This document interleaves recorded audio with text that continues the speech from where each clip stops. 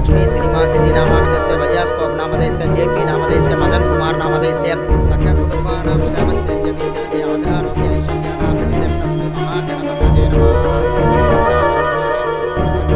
तन्नो प्रचोदयात्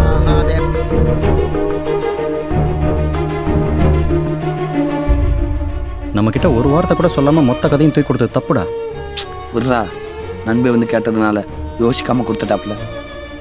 ஒன்றா பிறந்த அண்ணன் தம்பியே சினிமாவில் ஒருத்தரை நம்புறதில்ல. தன்னை யாருன்னே தெரியாத ஒருத்தருக்காக இந்த அளவுக்கு விட்டு கொடுக்குறது எனக்கு சரியா பல்லடா. பரவாயில்ல விடு, படத்தில் கதைன்னு பிரதர் பேரை போட்டாலே போதும். அடுத்து அவர் டைரக்ஷன் பண்ணுறதுக்கு இது மூலமாக ஒரு வாய்ப்பு அமையலாம்ல. அண்ணா உங்கள் கையால் கொடுங்க.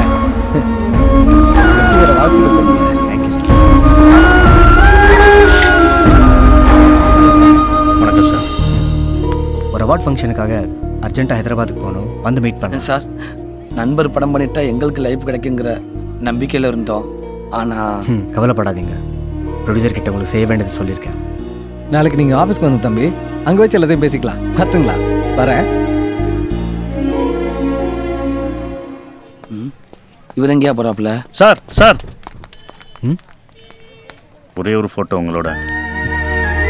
ஷூர். Photo please.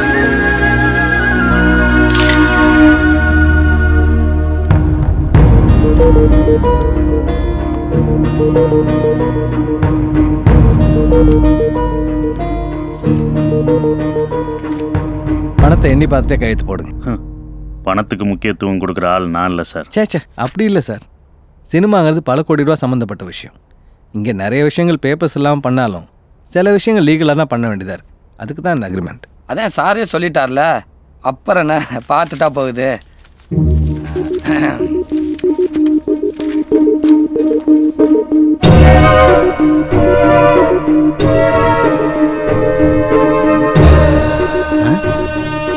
என்ன சார், கதைன்னு பிரதர் பேர் போட வேண்டிய இடத்துல ஒன்னத்தையுமே காணா.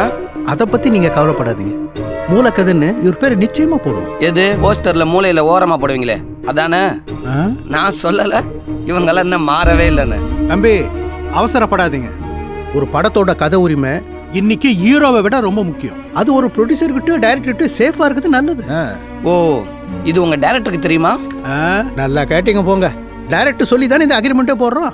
அக்ரிமெண்ட் போடல சார், எங்கள் தலையில் கல்ல போடுறீங்க சார். ஸ்டோரி ரைட்டர்ஸ்க்கு இங்கே தனியாக மார்க்கெட் எதுவும் இல்லை. ஆனால் உங்கள் கதையை வேல்யூ பண்ணி இவ்வளோ பணம் கொடுக்குறோன்னா ஒரு ரைட்டரை ஒழுங்காக ஹானர் பண்ண எங்கள் டைரக்டர் சொன்னதுனால தான். என்ன சார் புரியாமல் பேசிக்கிட்டு இருக்கேன்? டைரக்டருக்காக கதையை மட்டும் இல்லை, உயிரையும் கொடுப்பேன் சார். அவசரப்பட சார். உங்கள் பணம் இந்த ரைட்டர் உங்கள் டைரக்டர் ஹானர் பண்ணேன்னு சொன்னேன்.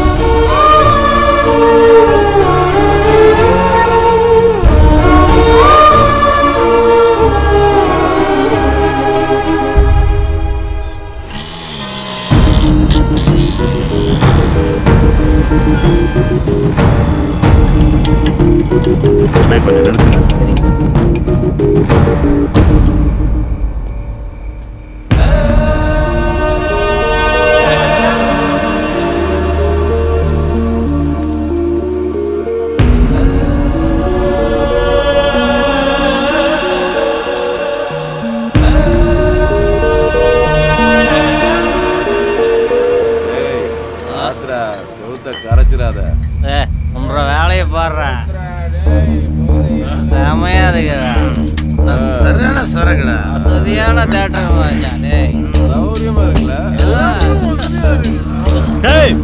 இங்க என்னடா பண்றீங்க? யாரா நீங்க?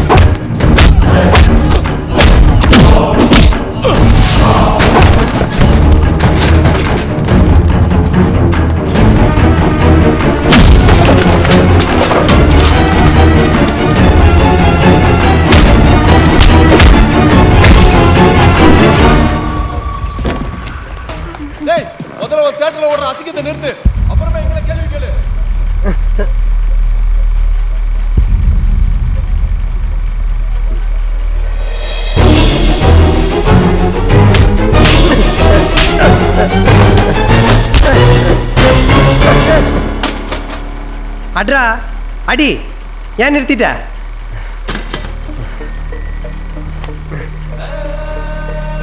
நீ டைரக்டர் ஆகிட்டன்ற நியூஸை பேப்பரில் படித்த உடனே உங்கள் அப்பாவால் சந்தோஷம் தாங்க முடியல.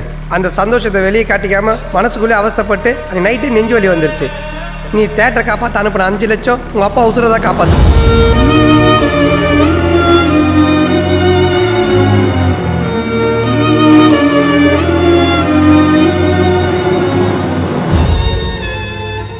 அதுக்காக நான் கோயில் மாதிரி வச்சிருந்த தேட்டர் இப்படி அசிங்கப்படுத்திட்டீங்களடா. டேய் நான் எனக்காக பண்ணலடா, கொஞ்சம் இவங்களை யோசிச்சு பாடுறா. ஓட்டின படத்தையே ஓட்டிக்கிட்டு கீழ்ச்சிக்கிட்டு இவங்க பொண்டாட்டி புள்ளிகளை என்னடா மிச்சம் வச்சிருக்க? நீ நல்லவன் தான், ஆனால் ஒரு விஷயம் உனக்கு புரிய மாட்டுது. நல்லதுக்கெல்லாம் காலம் இல்லடா.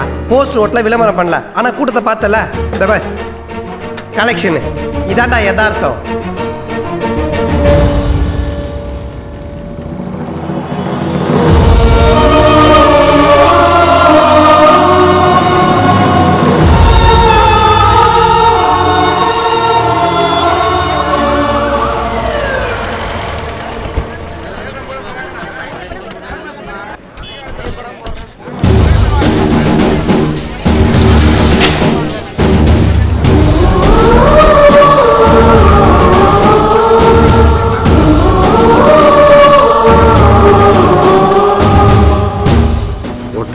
ஓட்டுறது ஒன்று, தேட்டரை கூட்டுறது ஒன்று தான்.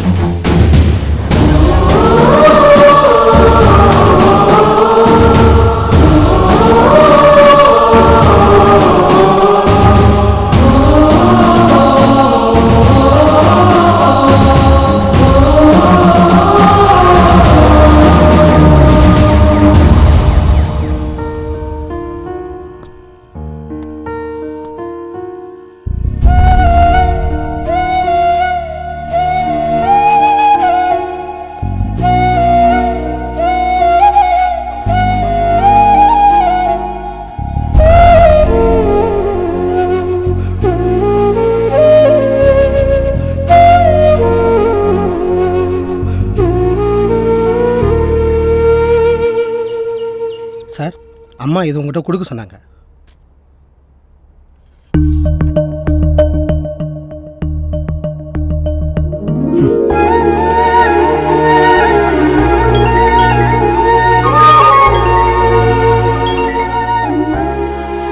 என்னம்மா? பொண்ணு போட்டோ அனுப்பிச்சேன் பாத்தியா? பார்த்தேன். ஆளு எப்படி இருக்கா சொல்லு. நல்லா இருக்கா? இப்படி சொன்னா எப்படிடா? பொண்ணு பிடிச்சிருக்கா இல்லையா உனக்கு? என் கல்யாணத்துக்கு இப்போ என்னம்மா அவசரம்? அதுக்கு இல்லடா, வர ஆவணிக்குள்ள உனக்கு கல்யாணம் பண்ணணும்னு ஜாதகத்துல இருக்கு. இல்லைன்னா கல்யாணமே நடக்காதா? சொன்ன புரிஞ்சுக்க. உங்க 2 பேருக்கும் ஜாதக பொருத்தம் ரொம்ப நல்லா அமைஞ்சிருக்கு. பத்தாததுக்கு அந்த பொண்ணு குடும்பம் நமக்கு நல்லா தெரிஞ்சவங்க. என்னம்மா சொல்ற? சின்ன வயசுல அவங்க வீட்டுக்கு நீயே பல தடவை வந்திருக்கடா. அவங்களுக்கு கோயம்புத்தூர் தான், நம்ம வீடு பக்கம் தான் அவங்களுக்கு வீடு. பொண்ணு நல்லா பாரு. என்னடா எதுவும் சொல்லாம இருக்க? மௌனம் சம்மதம்னு இருக்கு. நினைச்சேன் பொண்ணு முகத்தை பார்த்தா வேண்டான்னு சொல்ல மனசு வருமா? சினிமாவில் நான் பார்க்காத பொண்ணுங்களா? நான் ஓகேன்னு சொன்னதுக்கு காரணம் பொண்ணை உனக்கு பிடிச்சிருக்குன்னு தான்.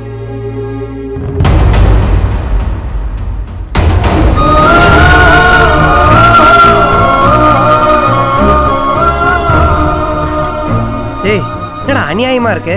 அந்த குமார் மனசுல என்னதான் நினைச்சிட்டு இருக்கான்? ஆட்டை கடிச்சு மாட்டை கடிச்சு மனுஷனை கடிச்ச கதையா? கடைசியில் உன் லவ் விஷயத்துல இப்படி பொண்ணோட கொஞ்சம் கூட எதிர்பார்க்கலடா. என்ன பார்க்குற? நீ உண்மையிலே அந்த பொண்ணை லவ் பண்ணியிருந்தீன்னா அவன் கேரக்டரை பற்றி எடுத்து சொல்லி அந்த பொண்ணை காப்பாற்று. நீ படம் பண்ண வேண்டிய கதையை ஏமாற்றி வாங்கினவன் தானே அவன். இல்லைன்னா அவனை மாதிரி நீ ஏன் அவனை விட பெரிய டைரக்டராகவே ஆயிருப்ப.